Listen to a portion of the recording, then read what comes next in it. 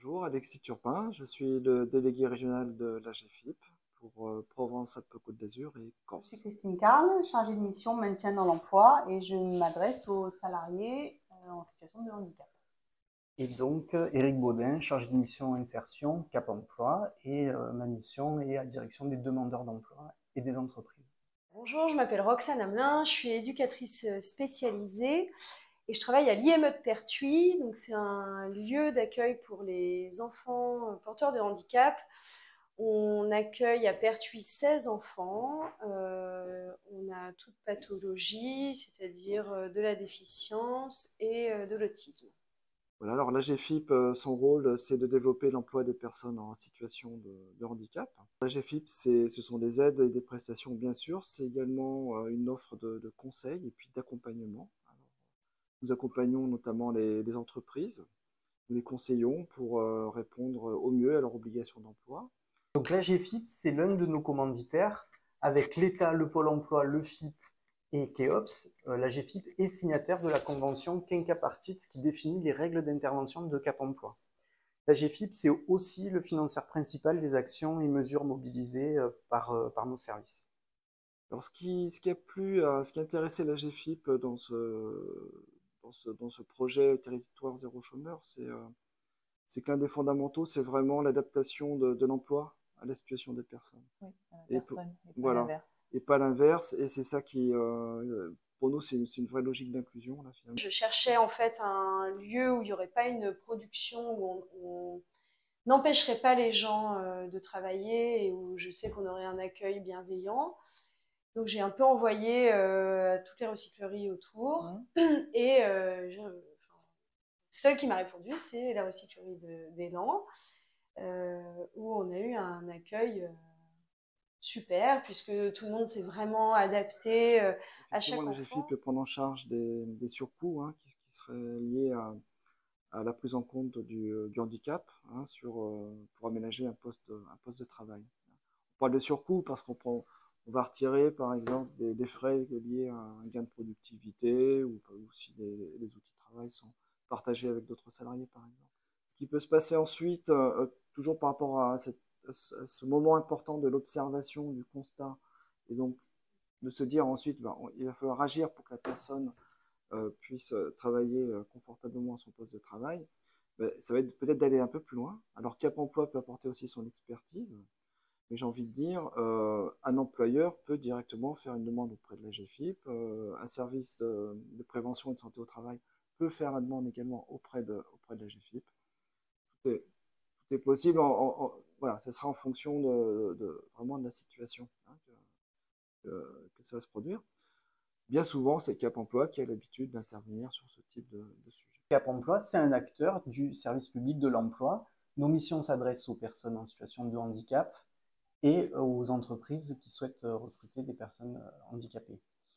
On est sur deux axes de travail, l'insertion professionnelle d'une part à destination des demandeurs d'emploi et des entreprises, et d'autre part, c'est le rôle de Christine sur le maintien dans l'emploi à destination des salariés en risque d'inaptitude.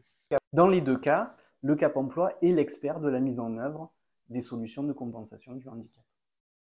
Alors, nous, le service maintien, on intervient à la demande des médecins du travail pour réaliser les aménagements de postes de salariés qui sont en restriction d'aptitude, voire en risque d'inaptitude. Notre rôle, c'est de réaliser des études de poste de travail, d'analyser l'activité des personnes, de repérer les situations qui sont contraignantes sur le plan médical et de rechercher des solutions techniques et organisationnelles pour aménager les postes de travail et favoriser le maintien dans l'emploi des salariés en situation de handicap. Donc, on organise les essais de matériel qu'on va faire valider au final par les médecins du travail. C'est eux qui valident nos aménagements.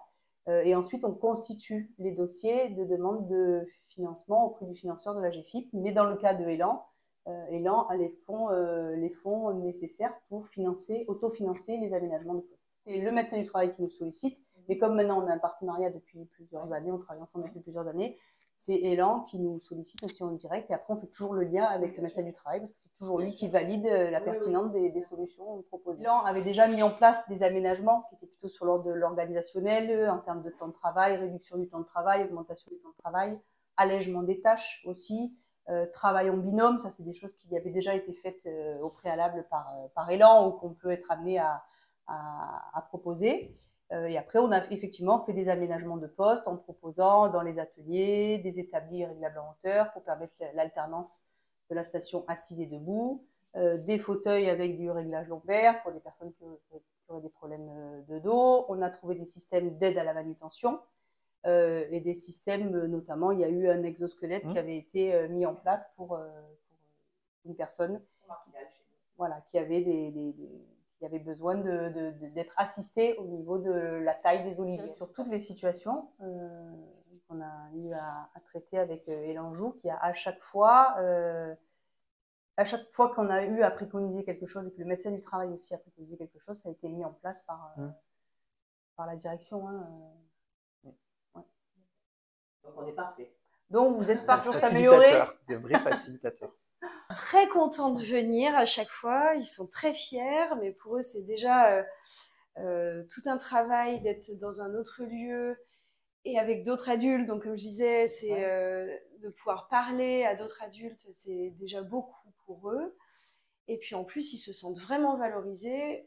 Je sais qu'ils sont très timides quand on est ici, mais quand on repart dans la voiture, ça parle beaucoup. Faudra les filmer un petit peu alors. Voilà, et non, ils sont très fiers d'eux, ils sont très contents de voir que leur travail est visible. En fait, ils prennent là les jouets ou les objets, ils les nettoient. Après, là, Lucie, par exemple, vient d'installer des jeux dans la boutique.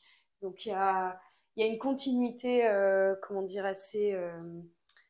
rapide. Elle voit les différentes étapes aussi, visible. puisqu'elle a nettoyé donc les jouets, puis après elle les installe dans la boutique. Elle voit les différentes étapes et ouais, c'est très valorisant pour eux. Ils sont très contents, ils sont toujours contents de venir ici. On est bien, on pourrait rester toute la journée. Ah ben super, ça nous fait plaisir. Merci beaucoup Roxane. Merci.